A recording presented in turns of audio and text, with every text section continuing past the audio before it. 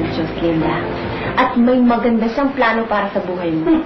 Alam mo naman na lamang mayroon ng magandang plano. Nay, mamaya na kayo sumabad, pwede ba? Mamaya ng tanong. Aling Miling, nandito po sa Biblia yung sinabi ninyo. Sa John 10:10, sinabi ho ni Jesus na I came so that they might have life and that they may have it abundantly. Pumarito siya upang tayo magkaroon ng buhay at upang tayo ay magkaroon ng masaganang buhay. Para naman may saysay ho yung pananatili natin dito sa mundo. Tumanda na ako ng ganito. Wala pa akong makita ang magandang plano ng Diyos para sa amin. Ganito pa rin. Mahirap pa rin kami. Kung talagang meron siyang magandang plano at kung sinabi talaga ni Jesus yan, dapat ngayon pa lang bigyan niya na ng magandang pangyayari ang buhay namin.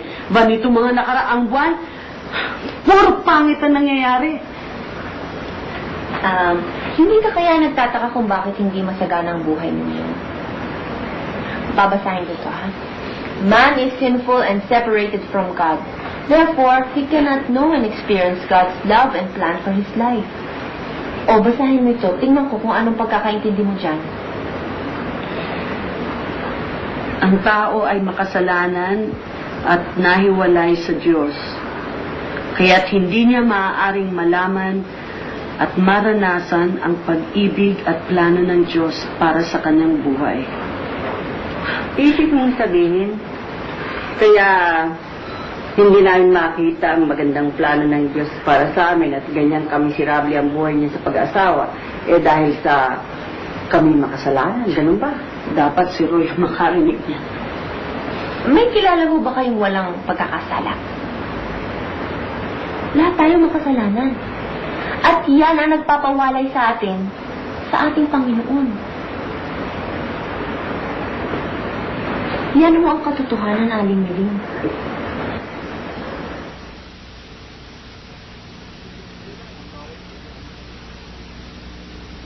Kailangan bawat isa sa atin tanggapin si Kristo bilang sariling tagapagligtas at Panginoon. At saka pa lang natin malalaman yung kanyang pag-ibig sa plano sa atin, saka sa ating buhay. Ito, tingnan mo to. Gusto mo yung dalawang bilog dito. Ano sa palagay mo yung nagpapakita ng buhay mo? Yung nasa kaliwa. Gusto mo ba siyang tanggapin bilang Panginoon at tagapagligtas ngayon? At magmula ngayon, siya na yung mamumuno sa buhay mo. Medyo naiintindihan ko na pa. Medyo malinaw na. Pero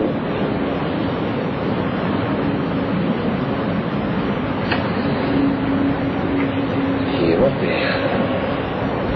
Seryoso to, pare. Masyado tong seryoso. Ako, ayoko naman magkompromiso.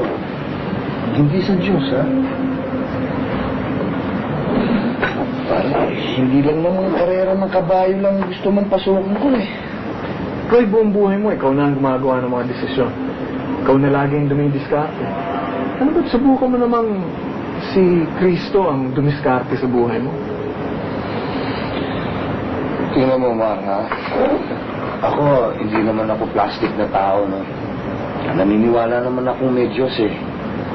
Hindi naman ako atheist. Kaya lang, hindi ko masyadong nagawa yung maging malapit. Ano na, maraming maapektuhan sa buhay ko. Alam mo, itong mga sinasabi ko sa'yo nito, baka isipin mo na para lang akong nagsasara ng benta sa real estate. Baka lang naman iniisip mo, posibleng mangyari. Pero, ano bang kinakatakot mo na ibigay yung buhay mo kay Kristo? Marami, pare. Yung social life ko. Kung alam mo naman tayo, pare, happy-go-lucky tayo, eh. Hindi naman ako kasing straight mo. Sa edad kong to, baka makontrol ako ng sobrang katinuan. Hindi ko ba i-enjoy ang buhay? Salamat na lang sa mga paalala mo, pare, pero saka na lang. Hindi pa ako handa. Pero Roy, huwag mong takbuhan yung pagkakataon na... Ganito na lang. Sige. Iuuwi ko to.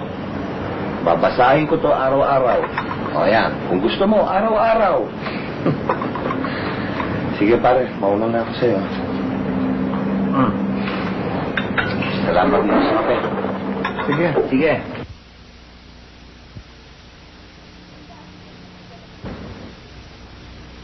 Linda, alin ka dito sa dalawang bilog na ito?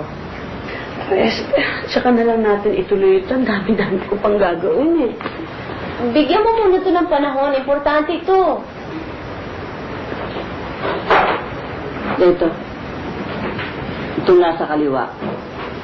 Ito siya. Kasi ang lahat ng kagustuhan niya nasusunod simula ng pagkabata niya. Ganun mo ba? Alam mo, Esther, lalo mo lang pinapakomplika ang buhay ko. Kabisado ko na ang lahat ng sulok ng buhay ko eh. Simula ng pagkabata ko, nung mag-asawa ko, hanggang magkaroon ako ng anak. Sige, maraming palpak. Pero gano'n na yun eh, nangyari na yun. Wala na akong magagawa doon. Ngayon, ayoko na lang munang idamay ang Diyos sa gulo ng buhay ko. Kung umuepekto sa iyo, okay, sa akin, tsaka na lang. Pero Linda, God loves you and He has a wonderful plan for your life. Give Him a chance. Teka. Sa palagay mo kaya sa edad kong ito meron pang magandang plano para sa akin ng Diyos. Opo, aling hiling. Oh. Kung merong magandang plano ang Diyos para sa buhay ko, para sa ating inay, sigod! Maswerte! Pero, Esther, tsaka na lang natin ituloy ito. Ang dami-dami ko pang gagawin, pero huwag na tayo magkakatampuhan, ha? Kaya lang, hindi ko pa magagawa ngayon ang lahat ng sinasabi mo. Bahala ka.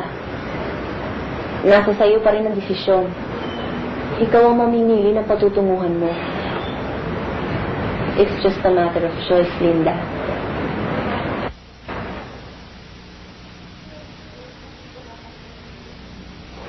Ay, naku, bakit ba napakahirap gawin yun sa ibang tao?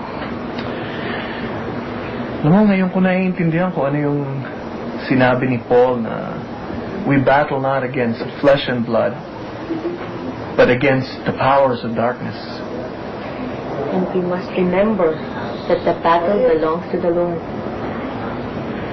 Alam mo, kanina nung nakapag-share ako kay Roy, I was disappointed. Pero, alam mo, Han, meron akong naramdaman na kakaiba. Yung bang, finally, nagawa ko na. Finally, I'm there sa front lines, you know. And, sarap din ang feeling. Tapos, inisip mo kung ano pa yung hindi mo sa kanya nasasabi. Ganun ba yun?